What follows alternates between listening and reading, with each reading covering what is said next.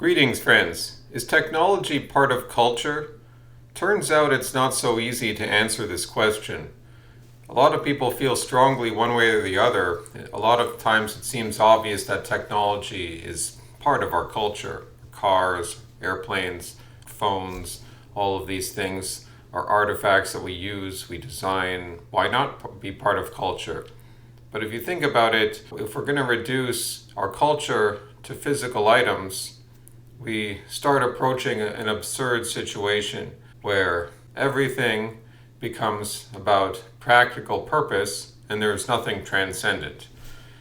So my inclination is to separate the two. I do not believe technology is part of culture, but I'll admit it's not easy to argue, and a lot of it is the limitations of language. A lot of the problem is people speaking past each other because we have various and competing understandings of what technology is and what culture is. They're not actually very easy to narrow down. This reflection was inspired by an exchange a few months ago on X, begun by Dave Green, also known as the Distributist, and I recommend following the Distributist on YouTube and listening to his lecture live streams. He's a cultural commentator. He was reflecting on this meme that had been making its rounds in the right, and he says, "Good grief, I hate this meme. Technology is not my culture, it's just a byproduct." So what's the meme in question? Let's take a look. On the left side, we have the diverse people saying, "This Halloween, please remember, our culture is not your costume." And then on the right side, you have the white man and the white woman replying, saying, "Why are you speaking English, using electricity, cars, planes, and computers? That's our culture." And it's a good point. The meme is, Oren McIntyre says you're not supposed to analyze memes. A meme is just supposed to be taken at face value, and if it's effective or not, that's it, you just let it go. And he's kind of right about that, but we do seem to be in this space where we are analyzing memes, for better or for worse. It's not the best meme. As someone pointed out, it's a cheap dunk. That's what this guy pointed out. He says, "While I agree that it is putting the emphasis in the wrong place, this meme is designed as a cheap dunk. It would have been more on topic for it to point out that people wear business suits, which are an English invention, or t-shirts, jeans, although clothes are only the trappings of culture." So we're going to take a look at what some people had to say in the discussion that was inspired by this post. But before we do that, I thought it would be useful to take a look at the dictionary definition of culture and also of technology. So if we go to culture, we see that it's not an easy word to define. There are multiple meanings. Number one, culture is defined as the quality in a person or society that arises from a concern for what is regarded as excellent in arts, letters, manners, scholarly pursuits, etc.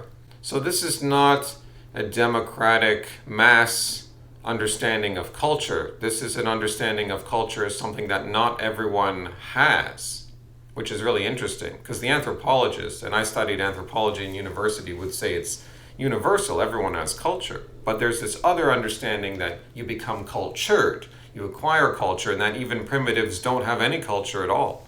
You obtain culture by learning to read and write, learning manners of the nobility, basically, and being a scribe. That's kind of one definition of it. The second one is culture being that which is excellent in the arts, manners. When we say arts, we would have meant things like music, languages, painting, architecture. We wouldn't have been speaking of blacksmithing. You could say blacksmithing is an art, but I don't think that's how it was used at least in that context. And then the third definition would be culture is a particular form or stage of civilization. That definition doesn't make any sense to me, but number 4, development or improvement of the mind by education or training. That's getting at what I was saying of like being cultured. Like the idea that the aristocracy used to be more cultured, the way they walked, the way they spoke, the way they behaved themselves at the dinner table. That would also include learning history, learning philosophy, mathematics, and these sorts of things. Now, number 5, we get to the definition that I think it would be most accepted and that I would take as the primary definition of culture, which is the behaviors and the beliefs characteristic of a particular group of people as a social, ethnic, professional, or age group, like the youth culture, the drug culture, Canadian culture, English culture, Nigerian culture, etc. It could be a nation, it could be a particular group of people within that nation, it could even be certain subsets of people beyond nations, but tying it together are mental things, ways of seeing the world, ways of behaving in the world. The next definition is the shared beliefs, behaviors, or social environment connected with a particular aspect of society. I don't see how that definition is any different than the previous one. Number 7 says culture is the values, the typical practices. So now it's including practices, which could involve physical activity, which you might start to fit technology into there. So this definition is a bit more open, but it still emphasizes values, which is the same as like behaviors and beliefs. And goals, I think goals is important. Culture has to have an ethos. It has to have an ideal endpoint for anyone's life to follow, at least to aim towards. An idea that the people as a whole should aim towards this endpoint. That, I believe, is part of any culture, or should be part of any culture. Like the corporate culture is to get more money, to grow the company. And number 8 definition, anthropology, the sum total ways of living built up by a group of human beings and transmitted from one generation to another. So if we have cars in the past and we have cars now, but the knowledge to build the cars hasn't been passed on, but we still use cars, is that culture really being transmitted? It's a good question. It would be easy to say American culture includes cars. Someone on the other side of the question might say that. But let's say most people in America forgot how to build cars, make cars. That knowledge isn't transmitted to the younger generations anymore, and a lot of the cars are built overseas. Not all of them, but let's say more of them are. At that point, in this definition, the car would no longer be part of the culture of America because the knowledge is not being transmitted anymore. Now, they have biology definitions, but that's not going to concern us here. That's moving away, I think, from what we mean by culture. I mean, you culture organisms, like you grow them. Yes, there is this idea of life of the culture. It has to be something that grows. But as you see, most of the definitions there, basically all of them, center on transcendent things. They really didn't get caught up in physical practices, except one of the definitions was talking about typical practices.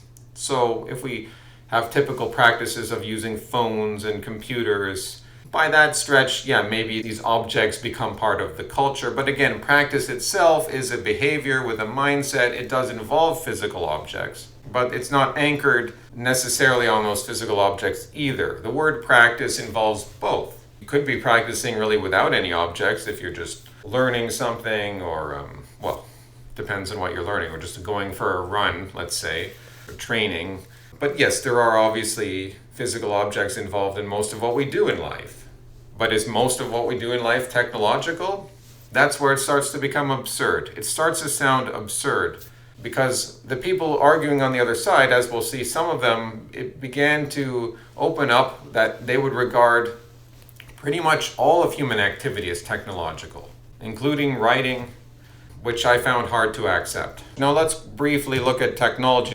Technology is defined as, number 1, the branch of knowledge that deals with the creation and use of technical means and their interrelation with life, society, and the environment, drawing upon such subjects as industrial arts, engineering, applied science, and pure science. That definition doesn't help us very much. It's very broad. Technical means interrelation with life, society, and the environment. And it says such subjects as. It doesn't delineate specifically the subjects, but it's like, engineering, applied science. So yeah, it's more of the STEM, science, technology, engineering, mathematics. The tech industry, we think of software, computers, smartphones, space technology, military technology, communications. We don't think so much of music and writing itself. The second definition is the application of that knowledge for practical ends. The third definition is the terminology of an art, science. I'm not sure about that. Number 4, they say a scientific or industrial process, invention, method, or the like. Or number 5, the sum of the ways in which social groups provide themselves with the material objects of their civilization. That is getting more at a useful definition. I think first definition is the popular understanding of technology, but number 5 is more accurate. Like it's how we subsist. We need some technical means to subsist, or do we? Because then it brings up the question of crafts, agriculture. Historically, we subsisted based on agriculture. Now you can say agriculture is a science. That doesn't mean it was always practiced or understood as a science with the scientific method. Are you going to make a further step and say that it's technology? It's not engineering, unless you're in genetic engineering. I think in our modern understanding, technology has to do with mechanisms and machines. I think that's kind of what I'm getting at. That's not all of what it is, but that seems to be what it's weighted towards. And that's why I can't just mix categories with agriculture and technology. I'm already drawing a line. I'm already distinguishing those things. But maybe I don't have a good argument yet to really do it. Let's look at the discussion. So Andrew Stratelites says to Dave, wait, aren't you an engineer? And Dave says, I am. And Andrew says, well, then technology is part of your culture. And then a guy, Ecumenopoulos, chimes in saying, bro, that's like saying agriculture is part of your culture. Maybe if you refined it to the logical and empirical presuppositions that led to the scientific method or something, but technology is just a human facet. And then Stratelites says, like, who are you? And then Ecumenopoulos says, I'm someone who doesn't want the transcendental elements of Western culture to be reduced to our ability to make machines. We can be proud of the machines, like a farmer is proud of a good harvest, but technology worship has blinded too many people. Look at Silicon Valley, look at doctors, etc. And I think he has a good point there. I agree with him. This is really why I take a stand and try to separate technology from culture. Because I do see this going on. We are moving into technology worship. Well, we're already there. So Interloper, commenting on Dave Green's original post, says that not only is all technology culture, all culture can be understood as technology. And I said to him, so the Bible, Shakespeare, and Beethoven would be technology in this case? Well, that's ridiculous. And he bit the bullet. They all bit the bullet. Another one bit this same bullet. Beethoven's compositional techniques are as technological as the acoustics and wood and metal working techniques used to make the physical instruments. A symphony is a developed invention. Technique is the basis of art. Very interesting. Art utilizes technique, I would say. A painter learns technique, but is a painter, at least in the Renaissance, in the ages of our history which we celebrate, is he really moved by technique? Is technique motivating him? Is that even his end goal? I mean, maybe he wants to develop a better technique and pass it on to his students, but is that really why he's there? Is that really why Michelangelo is painting the Sistine Chapel? Because of technique? The technique is the basis of art. He's just there for technique. No, I think there were transcendental things motivating him. The transcendental, the striving to participate in beauty, in telling stories, archetypal stories. These things are energies of God, I might say. I might wager that argument.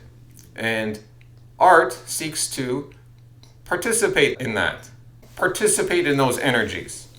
This is the transcendent. This takes us beyond mere practice. The technique in service of the transcendent. The transcendent is the basis of art, not technique. You've got it mixed up. Likewise, to make these concerts in the 19th century, they utilized a long tradition, these technical practices to build the instruments. The technology the artist is using is not his goal or his endpoint or his motivational energy. It is to create something which speaks to us on a deep, intuitive level. So I said to Interloper, the instruments are certainly technology, but I don't think language, including writing, music, and art, can be reduced to technology. There is a reason society has artists and engineers.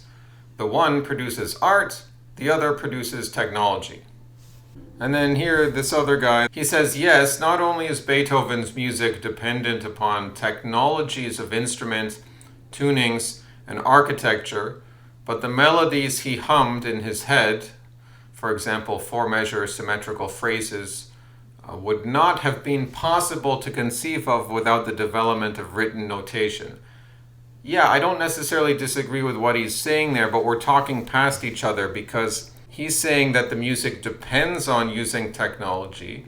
I can grant that in this case it does, although I wouldn't say that singing is technology, or I wouldn't say like picking up a crude seashell and blowing into it and therefore that's technology. But certainly, sure, more complicated instruments, okay. I'm okay calling that technology, but my point was that Beethoven, meaning the music, the experience of Beethoven as a cultural phenomenon in the West, that is not a technology. And Beethoven himself was not creating a technology. He was creating an end product. The one is utilizing the other. The technology is not the end point. It's not the essence either. And I said to him, I don't think you can just expand the concept of technology that far into the non-physical. And I'll admit later that this is problematic, physical, non-physical, because again, as I may have already suggested, I can't limit it to just physical things either. It's not good enough to say, oh, well, technology is just physical things and culture is just metaphysical things in our head and feelings we have and beliefs we have. Invisible things, but real things, but invisible things. It's not actually that easy because not, at least in terms of the physical, we can't say that everything physical is going to be technological because practically everything we do involves some physical object. Our whole life is in contact with the physical. So that's where we have a problem because the whole life is not technological. Following on this, that I'm saying you can't take it that far into the non-physical. To follow the logical implications of this would mean that practically everything we think or do is technology, and then the term becomes close to meaningless. He was saying to me that writing does not only enable a record of speech, it allows for basically everything. Once you have writing, you can draw blueprints, you can do math, you can store business receipts. It enables productivity that would have not been possible without it. I don't disagree, but I don't think that being able to do everything you need to have a society rests on only technology, and that writing itself, I don't agree, is a technology. But more people would disagree with me there. They would say clearly a book is a technology. There had to be a technique of making the books in the Middle Ages when they stopped using scrolls, or whenever they started using, well, I guess in the age of the printing press. When they're no longer really using scrolls, they started using books. But why not say the scroll was also a technology? Well, then the papyrus the Egyptians were using, well, that was a technology. And so the book is a technology. Well, hold on. What about crafts? Can't we call these things crafts? We don't even use the term anymore. This was craft knowledge. This was practical traditions that were passed down. You can call them technologies, but I don't think that's how they would have been understood. Technology was when you had the watchmaker come around. The watchmaker, or definitely the industrialist.